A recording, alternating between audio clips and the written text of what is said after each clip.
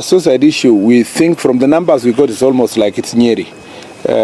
But we cannot firm it up because numbers were not presented in Kiambu, and you know Kiambu is a bigger county, so we cannot really we didn't firm up the numbers in Kiambu, and it wasn't really coming out in Kiambu as a major issue, but it was until we were in Nyeri and Kirinyaga a little bit, Nyandarua a little bit, and then Nyeri, and then it is repeated here. So that's why I told you scientifically it would be important to get the Crime Research Center to do for us a thorough analysis as to the causes, but the numbers are alarming. Compared to other counties, I think that their numbers is a bit alarming.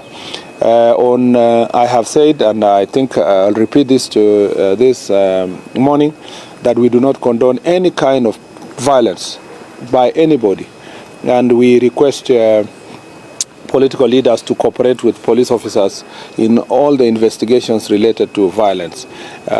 We want everybody to carry out their political activities in a peaceful environment, and we don't want violence. I know that when I said 3 days ago that we were requesting members of political party that wanted to hold a political activity yesterday, when I said that they need to notify the police, I heard one of their leaders, former senator, saying that they have no obligation to notify the police and that they don't need the police to hold a meeting. So unfortunately, as a result of the absence of that notification yesterday, the police were not aware about what was going to happen, which route, what place. I wish they had heeded to my advice. The reason why the law says you notify the police is not because it's not that the police so that the police can give you the right to hold meetings. No, it's just for the police to provide security and to give right security advice to the citizens of Kenya. Had we sat down and cooperated with the police officers, I don't think the situation would have happened yesterday in the manner in which it did, because the police would have taken prior notice of what's happening, provided clear the routes, and provide also advice. In the National Police Service, we don't advise only people who are in government. We advise also every citizen, including those in opposition, on the best thing to do security-wise as they carry out their security activities. I insist, for avoidance of doubt, that anybody who wants to have a public event, it is important to notify the police and to cooperate with the police officers. We do not want situations where people refuse to notify the police, insist on having political activities notwithstanding police advice, and then go ahead to blame the same police.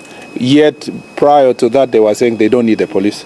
So we need each other, and everybody needs the police officers in terms of dealing with these issues.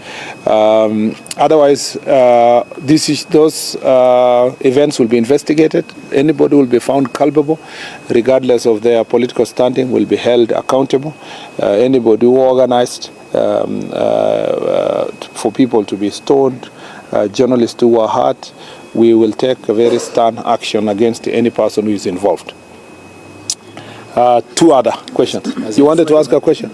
Okay. Yes. Yeah. My name is Wainina Kere from Diamax. Okay. Yes, in terms of the fight against illicit brew, we have cases whereby police have arrested those who engage in the business, they are taken to the courts and they are released and they go back to the business. Maybe what are you going to do?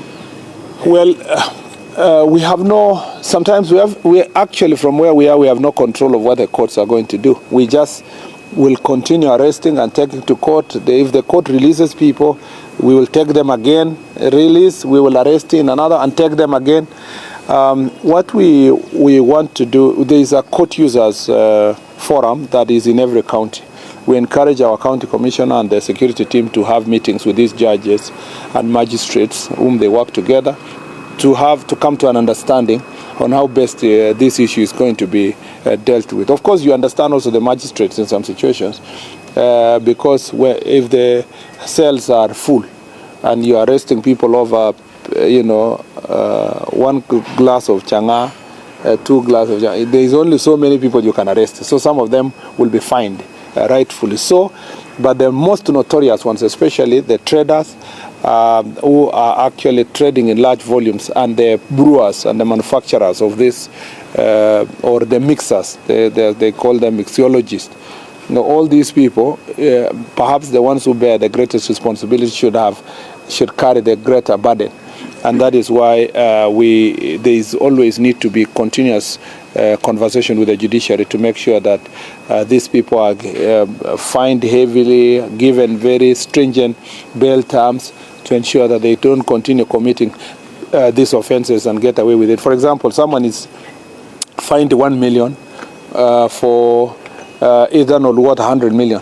That person just get out there, maybe his profit is about 20 million. If they pay 1 million, 19 million is still there for him to compromise the system. And so we need to work together with the judiciary to sort out this issue. Yes. Johnson from Media Services. Kutafanya na Kiswahili. Kuna machief wawili